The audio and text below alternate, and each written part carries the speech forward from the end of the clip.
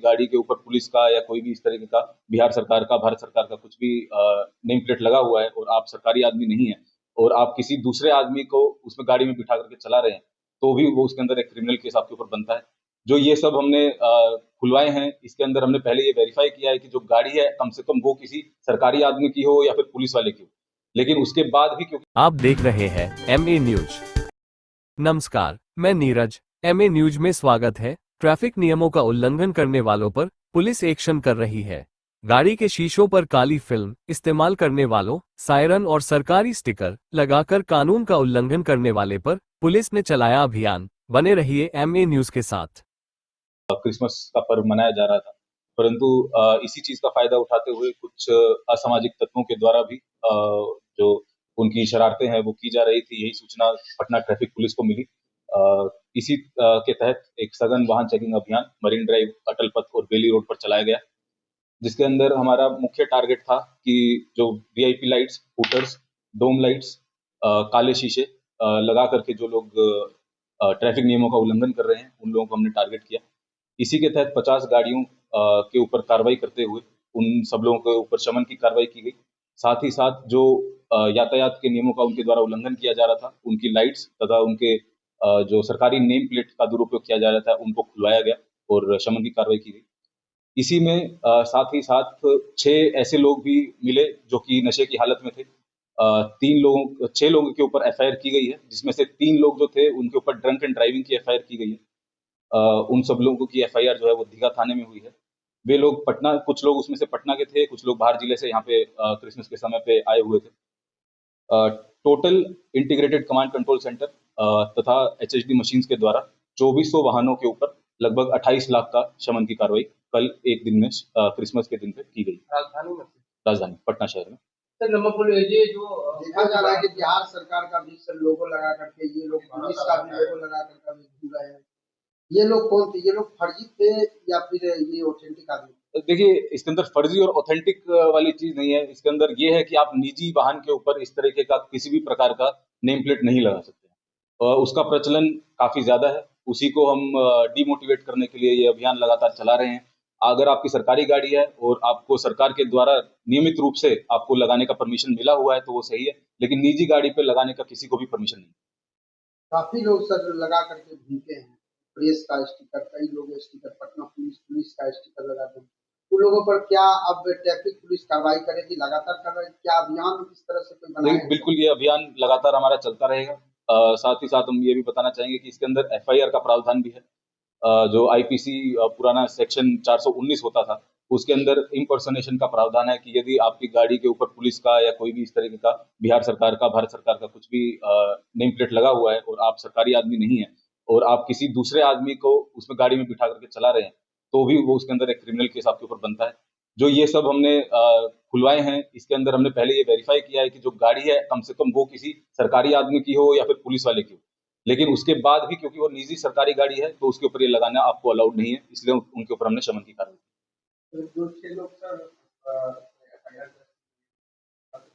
उनके नाम है गोपाल कुमार, उम्र करीब 21 वर्ष, नालंदा के रहने वाले हैं। नीरज कुमार, उम्र 28 वर्ष, नालंदा के रहने वाले हैं। कुंदन कुमार, उम्र 23 वर्ष, नालंदा। अमरनाथ कुमार, उम्र 40 वर्ष, सारण। प्रीतम कुमार, उम्र 50 वर्ष, पटना। अनिल कुमार, उम्र 36 वर्ष, जिला सारण। गिरफ्तारी तो हमारे वाहन चेकिंग अभियान के समय पे हुई थी, लेकिन क्योंकि पटना ट्रैफिक पुलिस को केवल रोड एक्सीडेंट के केस करने के लिए ही अनुमति है, तो हमने जो संबंधित थाना था उसके अंदर उनको फॉरवर्ड किया, वहां पे उनको गिरफ्तार। लगातार मेरी ड्राइव और अटल पथ काफी तो सभी जगह जो है लगातार बाइकर्स उसके बावजूद भी उत्पात मचाते हैं और घटना को अंजाम दे देते हैं। कहीं किसी का एक्सीडेंट कर, निर्दोष लोग जो है एक्सीडेंट में मारे जाते हैं। इसको लेकर के क्या पटना ट्रैफिक पुलिस उस तरह से आगे कार्रवाई? देखिए, लगातार अभियान हमारे द्वारा चलाया जाता है। इंटरसेप्टर व्हीकल्स जो है वो भी हमारे जो मुख्य स्थल है वहाँ पे लगे रहते हैं। ओवर स्पीडिंग का चालान भी हम लगातार करा रहे हैं। साथ ही साथ पिछले एक हफ्ते के अंदर 5 बाइकर्स के ऊपर एफआईआर भी हुई है, उनकी बाइक भी जब्त की गई। तो धीरे धीरे आशा करते हैं कि जैसे जैसे लोगों को रूल्स रेगुलेशंस और यातायात नियमों के बारे में पता चलेगा तो बाइकर्स भी उसी तरीके से उसको फॉलो करने लगेंगे, यही हमारी उम्मीद है। जाम से निजात दिलाने के लिए क्या कुछ यातायात की नई रणनीति रहेगी चलाने वाला? देखिए, नए साल के ऊपर एक अलग से ट्रैफिक प्लान पूरा बनाया जाएगा क्योंकि काफी सारे कमर्शियल एरियाज जो है पटना शहर के अंदर वो नए जुड़े हैं। जैसा क्रिसमस के समय पे भी कल आपने देखा होगा कि मुख्य चर्चों के आसपास और गांधी मैदान के आसपास इतनी भीड़ भाड़ नहीं थी, लेकिन मॉल्स के अंदर, कमर्शियल कॉम्प्लेक्सेस में जहाँ पे नए कैफेज खुले हैं, नए बाजार खुले हैं, वहां पे ज्यादा भीड़ थी। तो उसी को मद्देनजर रखते हुए 1 जनवरी को जो ट्रैफिक प्लान बनाया जाएगा वो भी आप लोगों को 2 दिन पहले उसके बारे में बता दिया जाएगा। अमूमन भी जाम लग रहा है सर, उससे लड़ने के लिए क्या कुछ है? देखिए, लगातार हमारी उसके अंदर यही प्रयास है कि जो हमारी मैन पावर है वो अच्छे से मैनेज हो, हम चोक पॉइंट्स को आइडेंटिफाई कर पाएं।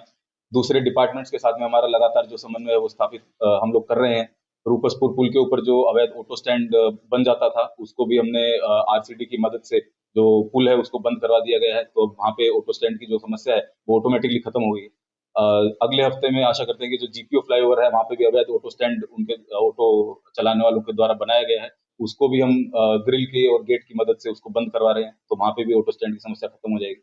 तो धीरे धीरे करके, क्योंकि इसके अंदर मल्टीपल डिपार्टमेंट्स इन्वॉल्व है, आरसीडी है, नगर निगम है, सिविल डिपार्टमेंट है, इंजीनियरिंग डिपार्टमेंट है, तो सब लोगों के साथ समन्वय स्थापित करते हुए हम अपनी प्रॉब्लम्स उनको बताते हैं और जितना वो लोग मदद हमें कर पाते हैं उस हिसाब से कार्रवाई हम लोग करते हैं। लोकल थाना सर हमेशा विवाद रहता है, लोकल थाना क्या ट्रैफिक पुलिस को मदद करती है, ये आज भी इससे बात होती है। हाँ, नहीं, इसके अंदर भी ऐसी कोई लोकल थाना, ट्रैफिक पुलिस, सब लोग जो पटना वासी हैं उनकी सुविधा बढ़ाने के लिए है। तो ऐसी बात नहीं है कि लोकल थाने से हमारे को मदद नहीं मिलती है। लगातार एसएचओज, एडिशनल एसएचओज की मीटिंग हम भी लेते हैं। वीआईपी मूवमेंट, जो स्पेशल इवेंट्स होते हैं उसके अंदर लोकल थाने की भूमिका और ज्यादा बढ़ जाती है। नॉर्मल ट्रैफिक रेगुलेशन के अंदर हम लोग उन लोगों से इतना ज्यादा नहीं फोर्स कर पाते हैं या पुश कर पाते हैं, क्योंकि उनके पास भी उसके अलावा काफी सारे काम है। जो स्पेशलाइजेशन है वो पटना ट्रैफिक पुलिस के पास ही है, लेकिन ऐसी कोई बात नहीं है कि लोकल थाने से हमारे को मदद नहीं।